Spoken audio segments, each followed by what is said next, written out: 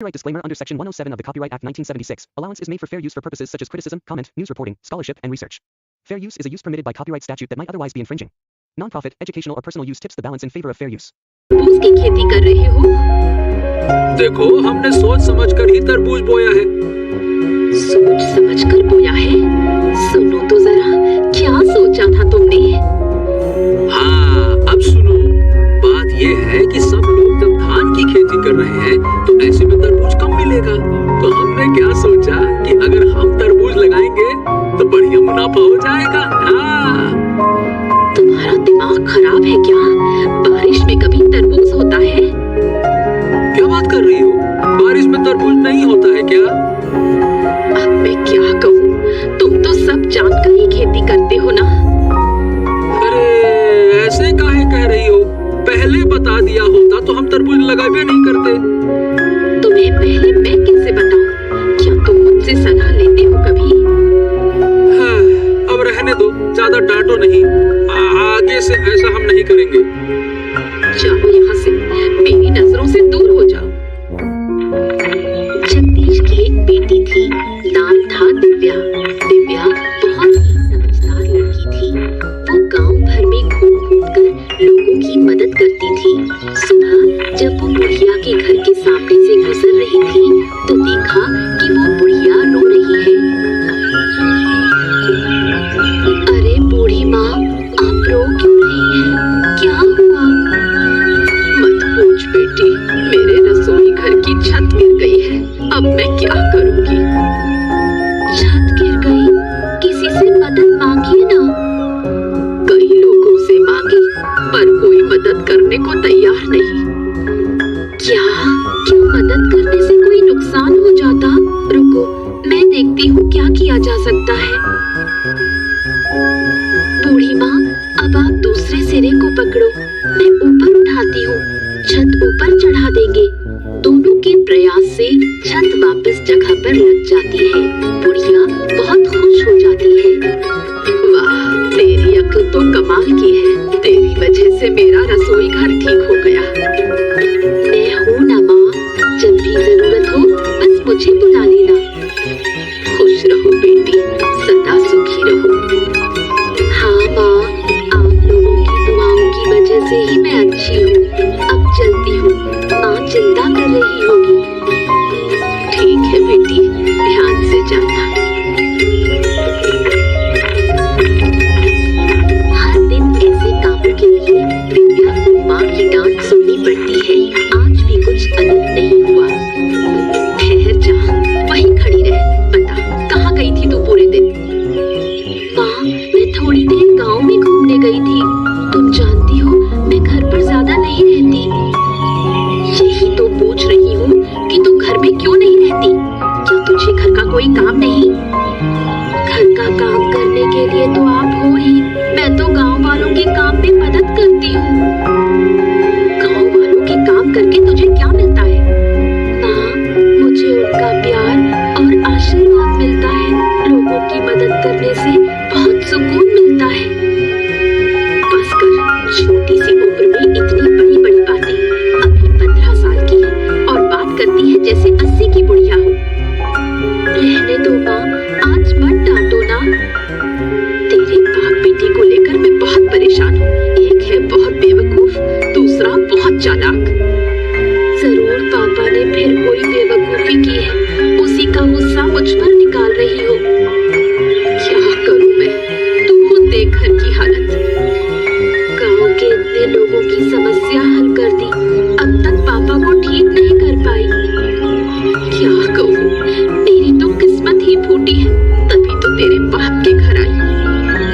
अच्छा, अब मुझे खाना दो, बहुत भूख लगी है। दिव्या कभी अपनी माँ की बातों को गंभीरता से नहीं लेती। उसे गांव के अच्छे कामों में ही सुकून मिलता है।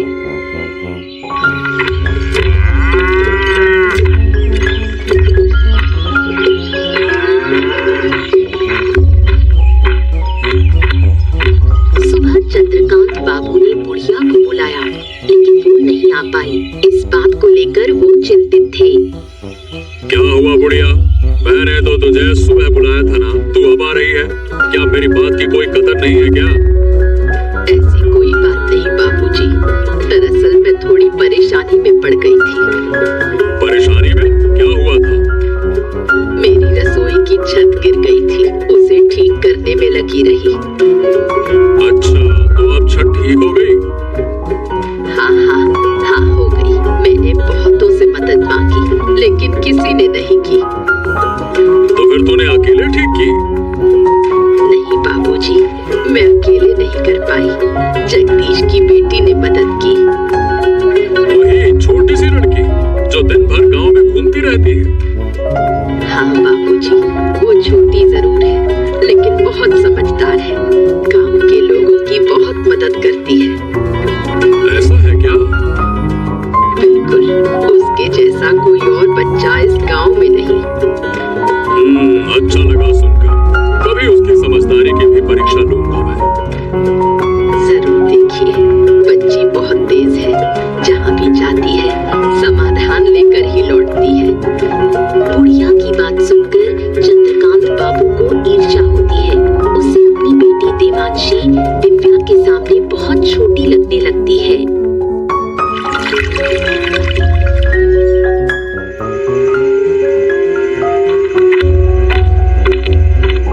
सुनो बेटी, तू जगदीश की उस छोटी लड़की को जानती है? किसकी बात कर रहे हो? उस दिव्या की? हाँ, उसी लड़की की बात कर रहा हूँ। जानती है ना तू? हाँ, नाम और चेहरे से जानती हूँ लेकिन कभी आमने सामने बात नहीं हुई। अरे बेटा, लोग कह रहे हैं कि वो बहुत ही समझदार है। पूरे गांव की समस्या वही लड़की हल करती फिरती है। क्या कह रहे हो पिताजी? ये कैसे हो सकता है? उसकी उम्र ही कितनी है? ऐसा है क्या? मुझे भी तो बड़ा अजीब ही लग रहा है, लेकिन जो कुछ लोगों से सुना है, अब देखो वो झूठ नहीं लगता। लोग उस लड़की की तारीफ कर रहे हैं। तारीफ कर रहे हैं कि क्या बात कर रही हो? ऐसा लग रहा है जैसे उसके गुणों का बखान कर रहे हैं। मैं भी देखना चाहती हूँ कि वो कितनी होशियार है। अब गरीब घर में जन्मी है, उसमें भला इतनी अकल आ कहां से गई? अगर वो मुझसे ज्यादा समझदार निकली तो उसे इस गांव में नहीं रहने दूंगी। इस गांव की सबसे समझदार लड़की सिर्फ मैं ही रहूंगी। ठीक है बेटे, अब देखो तुम गुस्सा मत करो। मैं देखता हूँ क्या किया जा सकता है। चंद्रकांत बाबू सोच में पड़ जाते हैं कैसे दिव्या को इस गांव से बाहर निकाला जाए। 2 दिन बाद की बात है। देवांशी गांव में घूमते हुए तालाब के किनारे दिव्या को खड़ा देखती है। उसके मन में एक शैतानी योजना आती है। अरे तुम दिव्या हो ना, जगदीश काका की बेटी? हाँ, मेरे पापा का नाम जगदीश है। तुम कौन हो? ओहो, तुम मुझे पहचानती नहीं। मैं चंद्रकांत बाबू की बेटी हूँ। ओह, तुम चंद्रकांत बाबू की बेटी हो। तुम्हारे बारे में बहुत सुना है लेकिन कभी देखा नहीं। देखोगे कैसे? मैं तो ज्यादा बाहर निकलती ही नहीं। तुम्हारे बारे में भी बहुत सुना है। तुमसे मिलकर बहुत अच्छा लगा। सुना है तुम बहुत समझदार हो। चलो बैठकर थोड़ी बात करते हैं।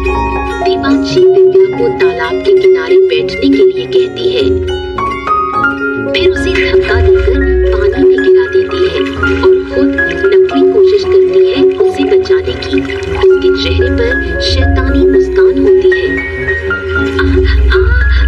कोई है? मुझे बचाओ, मैं डूब रही हूँ। अरे तुम गिर गई, कैसे? मुझे तो तैरना नहीं आता। दिव्या हाथ पांव मारती है और एक पेड़ की डाली पकड़कर खुद को बाहर निकालती है। तुम ठीक तो हो ना? हाँ, मैं ठीक हूँ। अब मैं घर जा रही हूँ। इस घटना के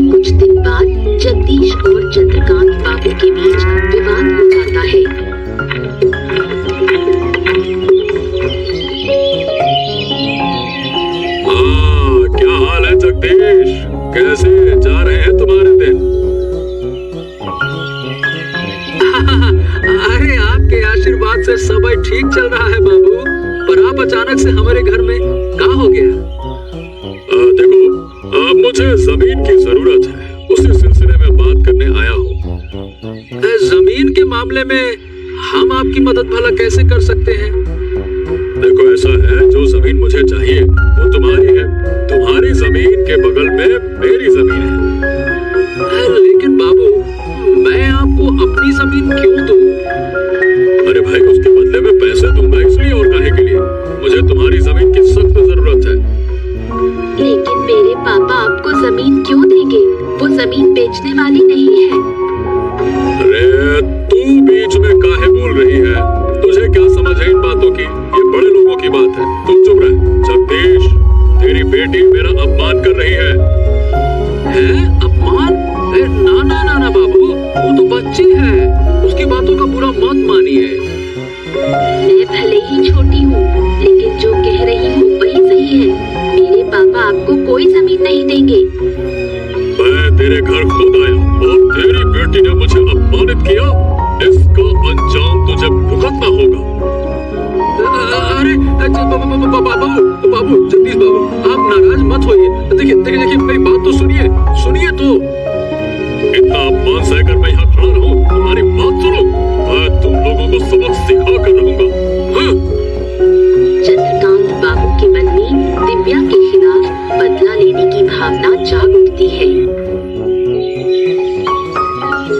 तेरी वजह से चंद्रकांत बाबू को अपमान सहना पड़ा। मेरी बेटी ने ऐसा क्या गलत कहा? उसने तो सही बात ही कही। सही बात? अरे अकल के अंधों, अगर मैं जमीन दे देता तो कुछ पैसे मिल जाते, घर अच्छे से चलता। अब क्या जमीन का क्या करेंगे? चाटेंगे? माँ, पापा को जरा समझाओ ना। तुझे लगता है मैं समझा नहीं रही? उनकी समझ में कुछ आता है? चुप रहो तुम दोनों माँ बेटी मिलकर हमारा घर बर्बाद ही करके रहोगे लगता है। क्या कहा? मैं अपना घर खुद बर्बाद कर रही हूँ? और नहीं तो क्या, ऐसे अपशगुनी लड़की को घर में रखना चाहिए क्या? नहीं रखेंगे तो क्या करेंगे? घर से निकाल देंगे? अगर बेटी घर का भला नहीं चाहती है ना, तो उसे निकाल देना ही ठीक है। अगर मेरे होने से इतनी परेशानी है तो मैं ही घर छोड़कर जा रही हूँ। अरे हाँ, जा। वैसे भी तुझसे कोई काम वाम तो होता नहीं है, बस मुंह चलाती है पटर पटर पटर। अरे जा, चली जाएगी तो अच्छा ही रहेगा, जा। जगदीश की बातों से दुखी होकर दिव्या गांव छोड़ने का फैसला करती है। बेटी के जाने का दृश्य आरती सहन नहीं कर पाती। वो चुपचाप आंसू बहाती है। माँ, रो मत, मुझे बिल्कुल अच्छा नहीं लग रहा। तू हमें छोड़कर चली जाएगी और मैं रोऊंगी नहीं। क्या मुझे दर्द नहीं होता? अगर आपको सच में दर्द होता तो आप पापा को पहले ही सुधारती। तू जानती है तेरे पापा समझदार नहीं है, वो थोड़े भोले हैं। पापा भी जानते हैं कि वो भोले हैं, फिर भी मुझे क्यों डांटा? वो समझ नहीं पाए तो बुरा मत मान। माँ, मैंने फैसला कर लिया है, मैं इस गांव में अब नहीं रहूंगी। हमें छोड़कर तू कहाँ जाएगी? कैसे रहेगी? क्या हमें तेरी चिंता नहीं होगी? चिंता का कोई फायदा नहीं माँ, मैं अपना रास्ता खुद बना लूंगी, मैं ठीक रहूंगी। मत जा बेटी, मत जा, मुझे छोड़कर मत जा, मैं तेरी माँ हूँ। एक दिन लौट कर आऊंगी माँ, और तेरे सारे दुख दूर कर दूंगी। तू आएगी तो मेरा दुख और बढ़ेगा, ये तू समझ नहीं पा रही। माँ, मैं जानती हूँ संतान को खोने का दर्द क्या होता है, लेकिन मुझे जाना ही होगा, मुझे मत रोको। सुन बेटी, मत जा, लौट। कई साल बीत जाते हैं। चंद्रकांत बाबू जगदीश को बेवकूफ बनाकर उसकी सारी जमीन धीरे धीरे हड़प लेते हैं। देखो जगदीश, अब तुम्हारे पास कोई जमीन बाकी नहीं बची है। तुम सारी जमीन हमें बेच चुके हो। अब क्या कहे बाबू, बेचते बेचते पूरी जमीन बिक गई, पता ही नहीं चला। तो हमारी हमारी जमीनें खत्म हो गई, क्या करें? अरे सुनो तो इसे, ऐसे कह रहा है जैसे पूरे गांव की जमीनें दे दी हो इसने। अब जब सब कुछ बेच ही दिया है तो आप फिर मेरे पास क्यों आए हैं? क्या सब कुछ? अरे भाई, क्या तुम सब कुछ का मतलब समझते हो? अरे बुड़बक, उस सब कुछ में तुम्हारा एक घर भी शामिल है। हैं? ये क्या कह रहे हैं बाबू? मैंने ये घर भी आपको बेच दिया क्या? मुझे तो ऐसा कुछ याद नहीं आ रहा। याद नहीं आ रहा? अरे जरा ध्यान से सोचो, आखिरी बार जब पैसे लिए थे ना, तब कुछ ज्यादा ही लिए थे। याद करो, याद आया ना? याद आया ना? हाँ, पैसे तो ज्यादा लिए थे, लेकिन जमीन भी तो आपको ज्यादा ही दी थी ना बाबू। हाँ, तो उसी जमीन में एक घर भी शामिल था, समझे? क्या बात कर रहे हैं? तो अभी घर आपको छोड़ना पड़ेगा? बिल्कुल, मैं अपनी जमीन पर तुम्हें क्यों रहने दूं? बिल्कुल नहीं रहने दे सकता। चलो।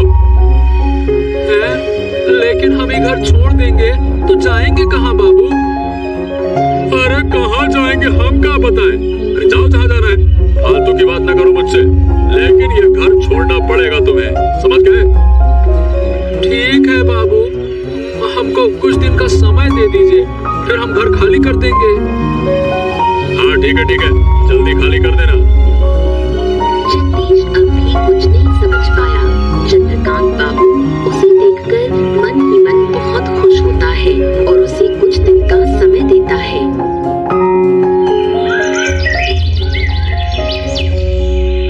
जगदीश गहरी सोच में पड़ जाता है। उनका अंतिम सहारा भी अब खत्म हो चुका है। मैंने तुम्हें बार बार कहा था उस चंद्रकांत बाबू के साथ मत घूमो, लेकिन तुमने मेरी एक भी बात नहीं मानी। अरे हमको क्या पता था?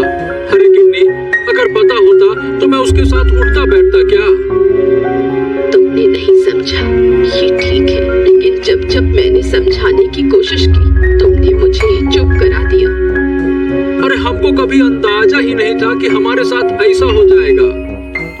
तुम्हारी वजह से मैंने अपनी बेटी को खो दिया। वो तो शुरू से ही विरोध कर रही थी।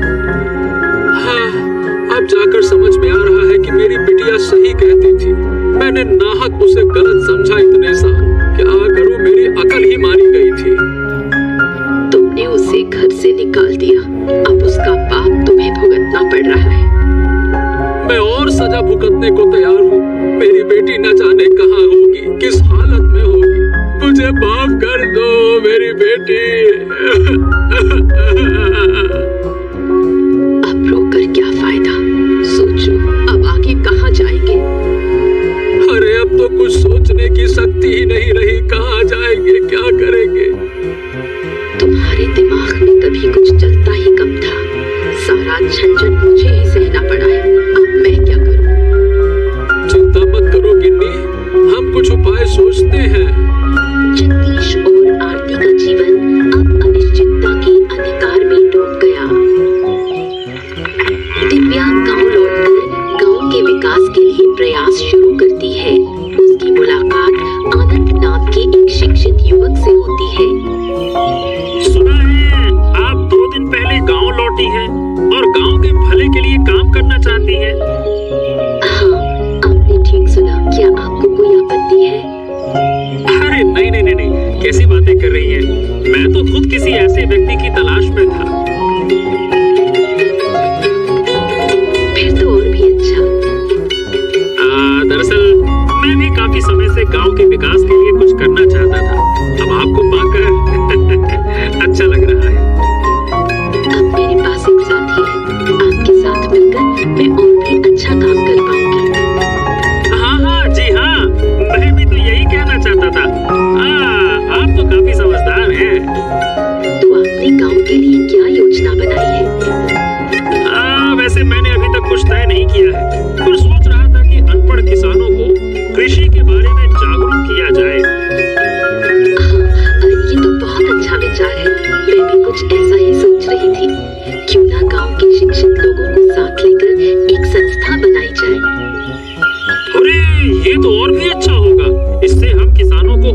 अच्छे से समझा पाएंगे। और हमारी संस्था भी आगे बढ़ेगी। तो फिर मैं गांव के शिक्षित लोगों को इकट्ठा करता हूँ फिर। हाँ, जरूर कीजिए। उसके बाद मुझसे संपर्क कीजिए। मैं संस्था की शुरुआत करती हूँ। कई साल बाद जब चंद्रकांत बाबू को दिव्या की वापसी की खबर मिलती है, वो बदले की आग में जल उठता है। अजय, गांव पर ठीक से नजर रख रहा है ना? हाँ बाबू, सब ठीक से देख रहा हूँ। फिर भी तू मुझे ये नहीं बता पाया कि जगदीश की बेटी गांव में संस्था बना रही है। खबर तो मेरे पास भी थी बाबू। सोचा था कि आज ही आपको बताऊंगा। अरे नालायक, कितनी देर कर दी। तब तक तो गांव वाले शिक्षित हो जाएंगे। अरे बाबू, ऐसा थोड़ी ना होगा। क्यों नहीं होगा? अरे वो लड़की बहुत चालाक है, बचपन से चालाक है, मैं जानता हूँ उसे। अगर उसने किसानों को समझा दिया तो हमारा धंधा चौपट हो जाएगा। अच्छा, तो अब हमें क्या करना चाहिए? उस लड़की को सबक सिखाना होगा। लेकिन कैसे? अरे इसीलिए तो तुझे बुलाया है। अब सोच और कोई ठोस योजना बना। कैसे कैसे कर रहा है? चलिए तो एक काम करते हैं, उसके संस्था को तहस नहस कर देते हैं। हाँ ये ठीक है, लेकिन पहले उसके बाप से मिलना होगा। देखना होगा कि वो कुछ करता है या फिर नहीं।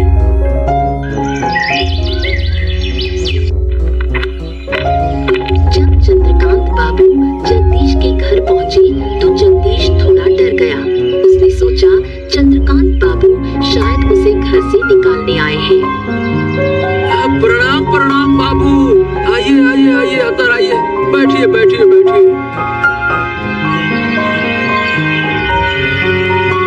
हाँ, आज तुम्हारे घर में बैठने के लिए नहीं आया हूँ। देखिए, मैंने आपसे कुछ दिन की मोहलत मांगी थी बाबू। हाँ, मैं उस बारे में पता करने भी नहीं आया हूँ। मैं तुम्हारी बेटी के बारे में बात करने आया हूँ। हैं? मेरी बेटी के बारे में? क्यों? मेरी बेटी ने फिर से क्या कर दिया? सुना है कि तुम्हारी बेटी गांव में वापस आ गई है। हाँ हाँ हाँ, मेरी बेटी वापस तो आ गई है बाबू। सुना है वो गांव के किसानों के लिए अच्छे काम कर रही है। अब देखिए बाबू, इस बारे में हमको कुछ ना पता। मैं यही बताने आया था कि अपनी बेटी को काबू में रखो, नहीं तो अच्छा नहीं होगा। हाँ बाबू, सही बताएं तो वो क्या कर रही है, हमको इस बात का कोई अंदाजा नहीं है। अंदाजा नहीं है तो क्या हो गया? बेटी को काबू में रखने के लिए अंदाजा जरूरी नहीं होता है। तुम कहो और वो मान जाएगी, बस। क्या कहे बाबू, मेरी बेटी ने तो पहले कभी मेरी बात मानी नहीं, तो अब कैसे मानेगी? वो समस्या मेरी नहीं है। तुम उसके बाप हो और वो तुम्हारी बात मानेगी। मुझे बस तुम्हें सूचना देनी थी, मैंने दे दी। लेकिन बाबू, अगर वो गांव के भले के लिए काम कर रही है तो इसमें समस्या क्या है? हमको ये समझ में नहीं आ रहा। अरे क्या कहे, वो जानने से तुम्हें कोई फायदा नहीं है। अगर सीधी बात है कि उसे नहीं रोका तो वो अपनी जान से हाथ धो बैठेगी। बस कह दिया मैंने। अपनी बेटी की बात सुनकर जगदीश अब मन ही मन ठान लेता है कि वो अपनी बेटी को किसी हाल में नुकसान नहीं होने देगा। गांव भर में जगदीश की बेटी की तारीफ सुनकर जगदीश और आरती गर्व महसूस करते हैं। देखा, मैंने कहा था ना कि हमारी बेटी एक दिन अच्छा काम करेगी। गांव के लोग उसे सम्मान देंगे। हाँ, अब तो मैं भी देख रहा हूँ, लेकिन पहले मुझे यकीन नहीं था। तुम्हारे अविश्वास की वजह से ही वो हमें छोड़कर चली गई थी। तुम्हारी बेटी इतनी समझदार है कि हमें छोड़कर भी सफल होकर लौट आई है। मुझे अपनी बेटी पर कितना गर्व हो रहा है, ये मैं बता नहीं सकती। मुझे भी कम गर्व नहीं है अपनी बिटिया पर। अरे गांव में निकलते ही सब लोग कहते हैं, वो देखो दिव्या के पापा जा रहे हैं। तो फिर मानते हो कि मेरी बेटी अच्छा काम कर रही है? हाँ, कर तो रही है, लेकिन अब लोग उसे रोकने के लिए उठ खड़े हुए हैं। वो लोग उससे जलते हैं, अपनी बेटी को कोई नुकसान नहीं होने दूंगी। अब मैंने भी मन बना लिया है भाग्यवान, जो हमारी बेटी को नुकसान पहुंचाएगा उसको हम छोड़ेंगे नहीं। देखो, चंद्रकांत बाबू का साथ मत देना। मेरी बेटी शुरू से ही सही थी। मैं समझ नहीं पाया ना गिन्नी, यही तो मेरी गलती थी। अब क्या कहे। अब इन बातों को छोड़ो, अब हमें अपनी बेटी को बचाना है। चलो कोई बात नहीं, तुम चिंता न करो, मैं उसे हर हाल में बचाऊंगा। आखिर हमारी बेटी है वो।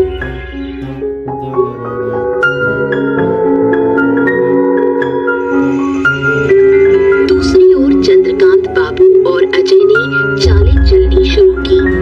सुन अजय, इस बार योजना मजबूत होनी चाहिए। वो लड़की बहुत चालाक है। सिर्फ चालाक नहीं, वो बहुत होशियार भी है। हम कुछ भी करें वो अपनी समझ से बच निकलती है।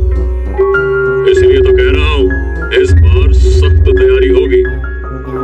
तो फिर बताइए बाबू, क्या किया जाए अब? पहले कुछ लोगों को इकट्ठा करो, फिर उसके संस्था को तोड़ डालो। तो चलिए बाबू, कल ही हमला करते हैं।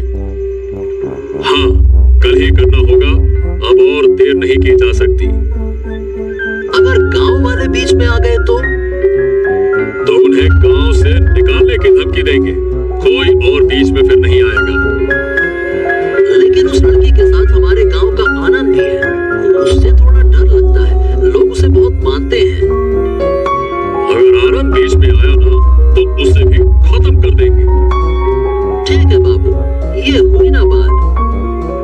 किसी भी हालत में ये काम रुकना नहीं चाहिए, नहीं तो मैं किसानों की जमीन हथिया नहीं पाऊंगा।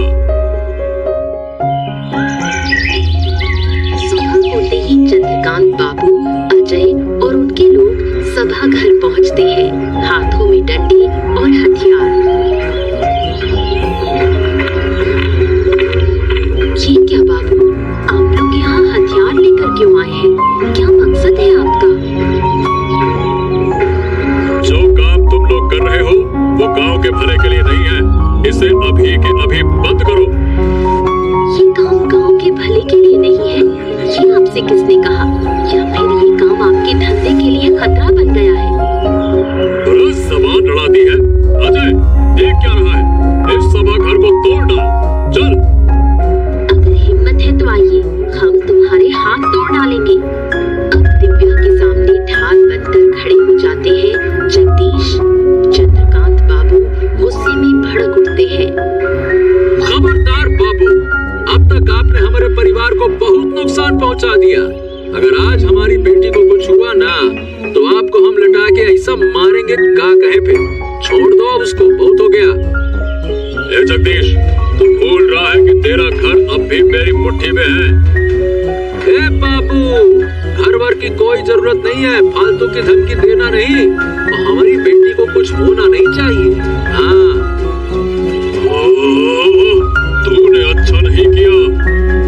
अपने आदमियों को पकड़ो और चुपचाप निकल जाओ, नहीं तो आपको कुचलने में एक पल नहीं लगाऊंगा।